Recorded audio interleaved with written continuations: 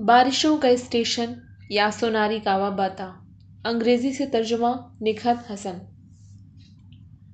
بیویاں بیویاں بیویاں ہی بیویاں، آخر دنیا میں بیوی کے نام سے پہچانی جانے والی کتنی عورتیں ہیں؟ یہ تو مجھے معلوم ہے کہ سب عورتوں کا مردوں کی بیویاں بن جانا کوئی غیر معمولی بات نہیں ہے، لیکن میرے دوستوں، کیا تم نے کبھی بیویوں کا جمع غفیر بھی دیکھا ہے؟ یہ نہایت ہی تکلیف دہ انکشاف ہے، بالکل ایسا ہی جیسے کہ قیدیوں کے جمگھٹے کو دیکھ کر ہوتا ہے۔ آپ یہ تصور ہی نہیں کر سکتے کہ بیویوں کے ہجوم اور اسکول کی طالبات اور فیکٹری کی مزدور عورتوں کے ہجوم میں کیا فرق ہے۔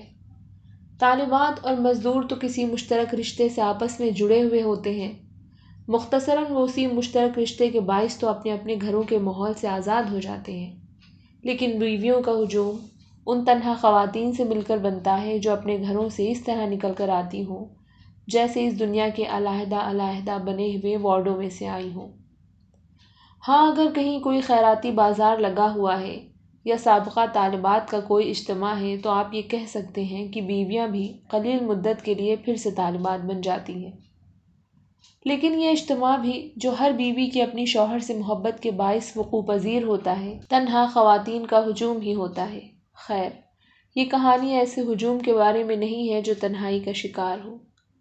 فرض کیجیے ایک مضافاتی ریلوے اسٹیشن اومورائی ہے۔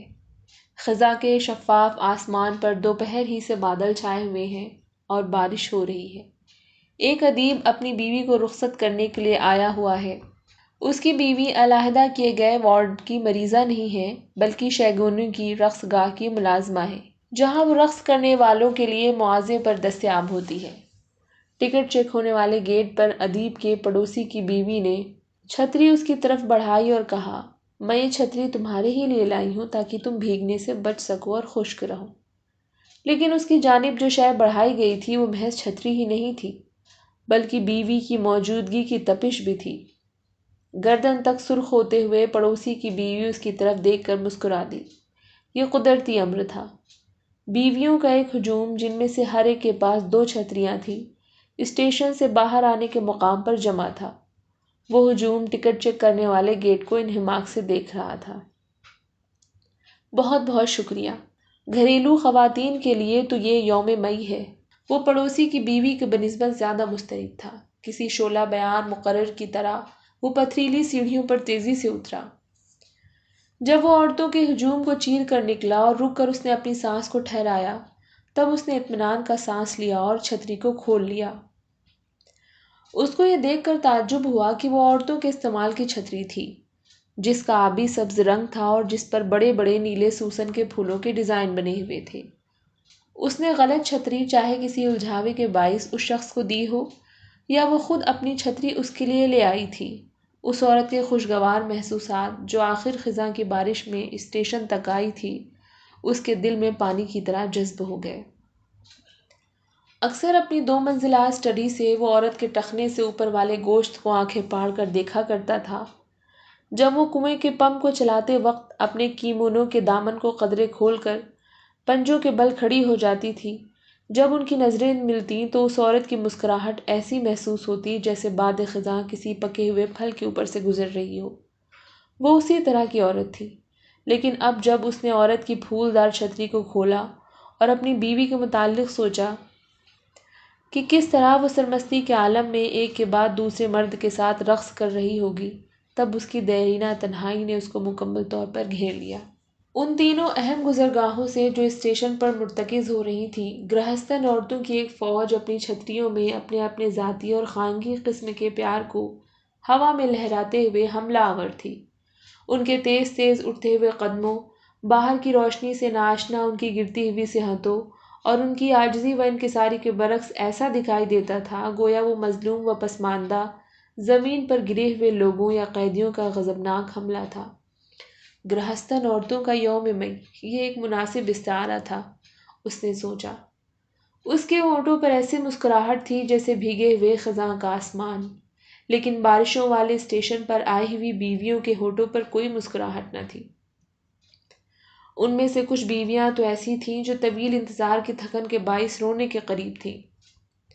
دراصل پڑوسی کی بیوی نے اپنی دوسری چھتری اپنے شوہر کو دی ہی نہیں تھی، اسٹیشنوں کے مضافات ایسے شادی شدہ جوڑوں سے بھرے پڑے تھے جن کے نہ تو دفتروں میں ملازمت کرنے والے شوہر موٹر گاڑیوں میں گھومتے تھے اور نہ ہی ان کی معمولی ریشمی کیمونوں میں ملبوس بیویوں کی مدد کے لیے خادمائیں تھیں۔ ہاں، یہ میں مانتا ہوں کہ بیویوں کے جمگھٹے کو اس حلیے میں دیکھنا کچھ غیر معمولی بات نہ تھی، جن کے پاس رنگ برنگی چھتریاں تھیں اور اپنے بچے کو پیٹھ پر لادے ہوئے عمر رسیدہ دہقان عورتیں اپنے شوہر کی چھتریوں کو چھڑی کے طور پر استعمال کرتی ہوئی، اور جوان بیویاں جن کے پاس برساتیاں نہ تھیں موسم سرما کے لال اونی سویٹر پہنے ہوئے نظر آتی تھیں۔ بیویوں کے ہجوم میں سے جب وہ الگ الگ نکلتی اور ٹکٹ جمع کرانے والے دروازے سے باہر آتے ہوئے اپنے اپنے مردوں کو پہچان لیتی اور ساتھ ساتھ اپنے اپنے گھروں کو روانہ ہوتی، اس طرح کہ ایک چھتری کے برابر دوسری چھتری ہوتی یا ایک ہی چھتری کے نیچے دونوں ہوتے، تو ان کو ایک خود اعتمادی اور سکون کا احساس ہوتا اور پورے دن کے وہ پرمسرت لمحات ان کے لیے ماہ اصل کی خوشیاں لے آتے۔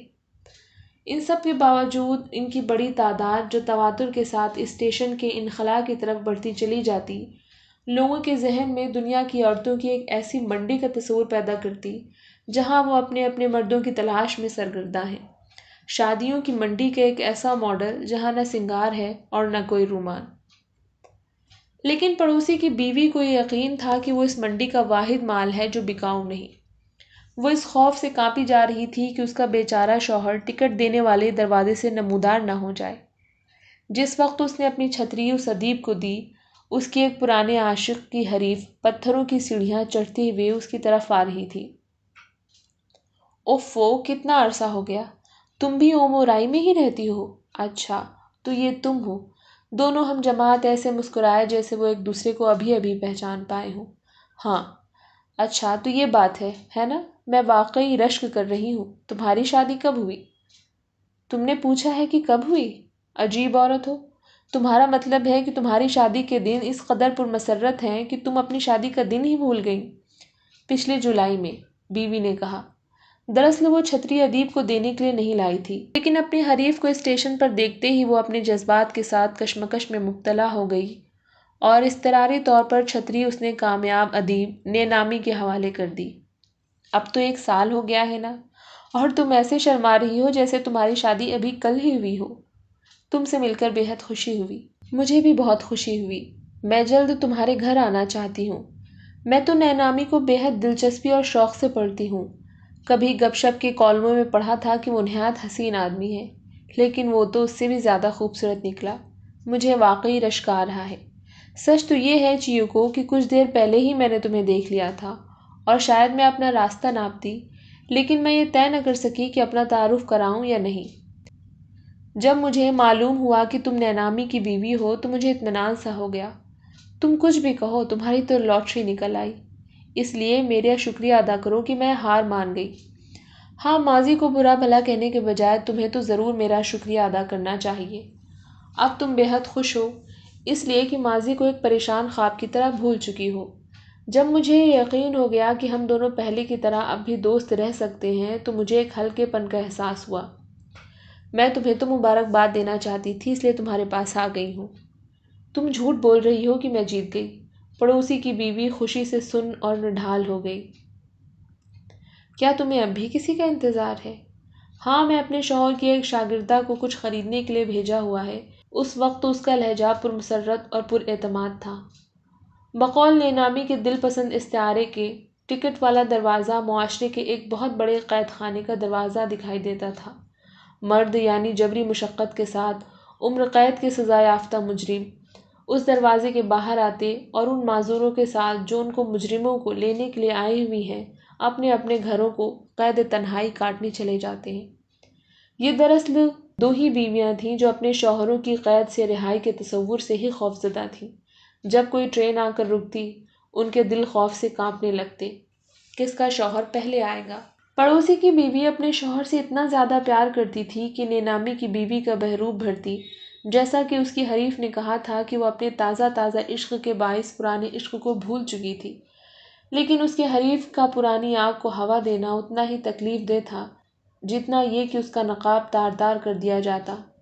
پھر بھی محض اپنے شوہر سے ملاقات کی عادت نے بیوی کو موسم خزاں کی شام میں بارشوں کے اسٹیشن کے ساتھ منسلک کر دیا تھا۔ اس کی حریف یہ نہیں چاہتی تھی کہ اس کا شوہر کہیں نظر آ جائے، جو یونیورسٹی کا وہ طالب علم نہیں تھا جسے وہ دونوں چاہتی تھی، اور جو دوسری عورتوں کی یادوں کا ایک خوبصورت نوجوان تھا، لیکن اب ایک کم تنخواہ دار دفتری ملازم جسے زندگی کی چکی نے پیس کر رکھ دیا تھا، جس کی جیب میں سفر کرنے کے لیے ٹکٹ کی رقم بھی نہ تھی، اور معمولی سا کاروباری سوٹ پہنے ہوئے جو وہ شادی پر اس کے بعد 4 سال تک برابر پہنتا رہا تھا، اور جو موسم خزاں کی آخری بارش کے باعث اس کے بدن سے چپک گیا تھا۔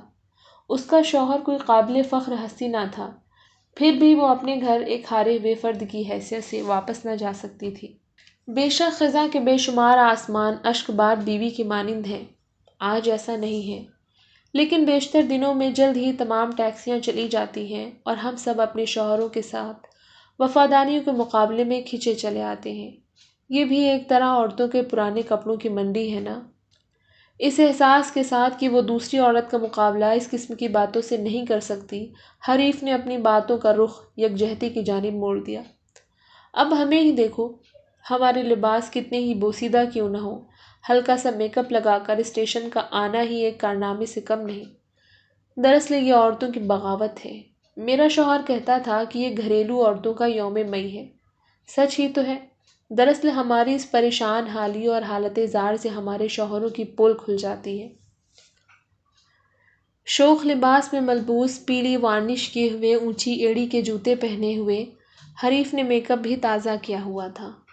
عموماً پڑوسی کی بیوی باورچی خانے سے نکل کر ویسے ہی آ جاتی تھی، لیکن اس کی حریف کبھی بھی میک اپ کرنا نہیں بھولتی تھی، چاہے اسے بارش والے اسٹیشن پر چھتری لے کر اپنے شوہر ہی سے ملنے کیوں نہ جانا ہو۔ اس کی اسی عادت نے تو پڑوسی کی بیوی کے پرانے عاشق کو اس سے ہتھیا لیا تھا، لیکن اب پڑوسی کی بیوی نے اپنے چہرے پر ایک ادیب شوہر کا غازہ لگا لیا تھا، اور وہ اس میک اپ سے بہت خوش تھی۔ اس طرح وہ اپنی حریف کو شکست دے چکی تھی۔ میں احساس کمتری کا شکار ہوں۔ لوگوں کو اپنی جانب متوجہ کرنے سے مجھے خوف سا آتا ہے۔ یہ تمہاری خوش قسمتی ہے۔ صرف گنتی کے چند ہی لوگ ہیں جن کو معلوم ہے کہ تم نینامی کی بیوی ہو۔ اگر تم چاہو تو میں یہ بات لوگوں کو چیخ چیخ کر بتا دوں۔ میں آپ کا تعارف نینامی کی بیگم سے کرانا چاہتی ہوں، یہ اعلان کر دوں، دوسری عورت نے کہا۔ پھر مروب کرنے کے لیے اس کی حریف نے دوبارہ اپنا میک اپ کیا اور ایک شان بے اعتنائی کے ساتھ موسیقی اور نئے تھیٹر کے بارے میں اپنے ذوق سلیم کی نمائش کرنے لگی۔ اسی لمحے اپنی پیشانی سرکاری کارکنوں کے نرم فلیٹ ہیٹوں سے اوپر ایک سفید پھول کی مانند اٹھاتے ہوئے اور پل کو پار کرتے ہوئے جو شخص آ رہا تھا وہ اومورائی کا ہی باسی، نئے تھیٹر کے نامور ایکٹر کے سوا کوئی اور نہ تھا۔ نینامی کی رقاصہ بیوی کی فکر میں اپنے بازو حمائل کیے ہوئے پڑوسی کی بیوی اس کو دیکھتی ہی پہچان گئی تھی۔ اس شخص کے متعلق یہ تازہ افواہ اڑی تھی کہ اس کی پرانی حریف نے اس کے ساتھ بہت زیادہ دوستی کر رکھی تھی۔ اوہ، یہ تو نینانو توکی ہیکو ہے۔ پڑوسی کی بیوی کو تذبذب میں چھوڑ کر میک اپ کی ہوئی عورت گیٹ کی طرف بھاگی۔ جناب عالی، نینانو صاحب آپ ہی ہیں نا؟ میں تمہارے ہی انتظار میں تھی۔ میرے ساتھ میری چھتری کے نیچے آ جاؤ، سمجھو کہ ہم ایک دوسرے کی محبت میں گرفتار ہیں۔ اس کے حریف نے ایک عشوہ گری کے ساتھ اس شخص سے سرگوشی کے انداز میں کہا۔ یہ اس کی خوش قسمتی تھی کہ نینانو، جس سے وہ پہلی بار مل رہی تھی، عاشقوں کے کردار ادا کرنے والا اداکار تھا۔ اس نے اس شخص کے کندھوں کو اپنی چھتری کے نیچے چھپا لیا اور چھتری کو کھول کر ایک دل فریب ادا کے ساتھ مڑی۔ میں تمہیں راستہ بتاتی چلتی ہوں۔ ایک فاتحانہ احساس کے ساتھ وہ دوسری بیویوں کے سمندر میں غوطہ زن ہو گئی۔ اسٹیشن سے باہر چوک میں چھتریاں اس شاندار جوڑی کی مخاصمت میں اس طرح سرسرا رہی تھیں اور ایک جانب جھکی جا رہی تھیں جس طرح دلدل میں اگے ہوئے پودے۔ ایک ہی لمحے میں وہ بھیڑ وفادار عورتوں کی ایک منظم جنگ بن گئی، لیکن پڑوسی کی بیوی اپنے بہروب کی کامیابی کے نشے میں اس قدر سرشار تھی کہ وہ بھیڑ میں شامل ہی نہ ہو سکی۔ اس کی حریف ایکٹر کی محبوبہ بھلے ہی ہو، لیکن وہ اس کی بیوی تو نہ تھی۔ میں تو ایک مشہور ادیب کی بیوی ہوں۔ حالانکہ دونوں ہی بہروب بھرے ہوئے تھے، اس کا بہروب کسی محبوبہ کا بہروب نہ تھا جو جلد ہی زائل ہو جاتا، بلکہ قدرتی رنگوں والا ایک وفادار بیوی والا بہروب تھا۔ اس لیے اس کی اپنے شوہر سے بے وفائی کا کوئی امکان نہ تھا۔ جب وہ دونوں چھتری کے نیچے ہوں گے تو وہ شوہر کو بارش والے اسٹیشن میں واقع ہونے والی واردات سے پوری طرح آگاہ کر دے گی اور اسی دن وہ رو رو کر اپنے پرانے عشق کے متعلق بھی بتا دے گی۔ اسی لیے اپنی بہروب کی فتح میں سرشار ہونے کے باوجود وہ اپنے شوہر ہی کے متعلق سوچ رہی تھی، اور اب جب کہ اس کی حریف جا چکی تھی، وہ بغیر اپنے دل پر میل لائے اپنے شوہر کا انتظار کر سکتی تھی۔ لیکن کیا بہروب میں رہنے کی مسرت ایک بلند پیڑ پر لگے ہوئے پھل کی مانند تھی؟ پڑوسی کی بیوی کوئی بازیگر تو تھی نہیں کہ اپنے حریف کی مانند بہروب کے درخت پر چڑھ دوڑتی۔ اس نے تو اپنی حریف کی پشت پر سوار ہو کر ادیب کی بیوی بننے کا صرف پھل ہی چکھا تھا، لیکن اس کی حریف پیڑ کی پھننگ سے اڑ کر زور زور سے اپنے پر پھڑپھڑاتی ہوئی بدکاری کی مرتکب ہوئی تھی۔ جب تک کوئی اس کی مدد کو نہ آتا، اس کے زمین پر واپس آ کر مخلص عورتوں کی جدوجہد میں شامل ہونے کا کوئی سوال ہی نہ تھا۔ وہ انتظار کرتی رہی، لیکن اس کا شوہر اس کی مدد کے لیے نہ آیا۔ بیویوں نے اپنے اپنے شوہروں کو اپنے ساتھ لیا اور بھیگے ہوئے دھندلکے میں منتشر ہو گئیں۔ اسٹیشن کی دیواریں کسی کھنڈر کی دیواروں کے مانند بے رونق ہو گئیں۔ سرما کی لگاتار بارش نے سردی کے باعث اس کی آنکھوں کے ڈھیلے کو سخت کر دیا تھا۔ پڑوسی کی بیوی کا میک اپ اب مکمل طور پر بگڑ چکا تھا اور اس کو سخت بھوک لگ رہی تھی۔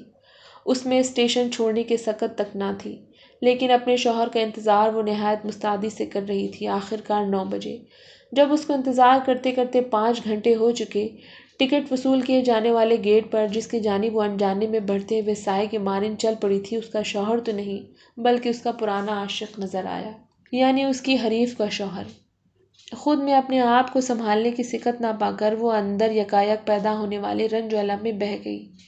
ایک تکلیف دہ تھکاوٹ کے ساتھ، جیسے کہ وہ ابھی ابھی قید سے چھوٹا ہو، وہ پتھروں کی سیڑھیوں سے اترا اور مضطرب نظروں سے اپنی بیوی کو تلاش کرنا شروع کیا۔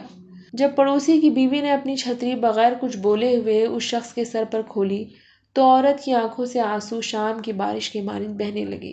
وہ شخص کچھ بھی تو نہ سمجھ سکا۔ اپنے گھر کی دوسری منزل سے، جہاں اس کی رقاصہ بیوی ابھی تک نہیں پہنچی تھی، ادیب نے سرما کی آخر شب کی بارش میں اپنے پڑوسی کے تاریک مکان پر مشکوک انداز سے نظر ڈالی، اور وہی متنبہ کرنے والے الفاظ، اس زمین کے شوہر شوہر شوہر، اس کے ذہن میں در آئے۔ اے شوہروں! سہ پہر کی بارشوں والے دنوں میں، خاص طور سے آخر خزاں کی بارشوں والی شاموں میں، اسٹیشن پر جلد سے جلد پہنچنے کی کوشش کرو، جہاں تمہاری بیویاں تمہاری منتظر ہیں، ورنہ میں یہ قطعاً وعدہ نہیں کر سکتا کہ عورت اپنا دل اپنی چھتری کی طرح کہیں کسی دوسرے مرد کے سپرد نہ کر بیٹھے گی۔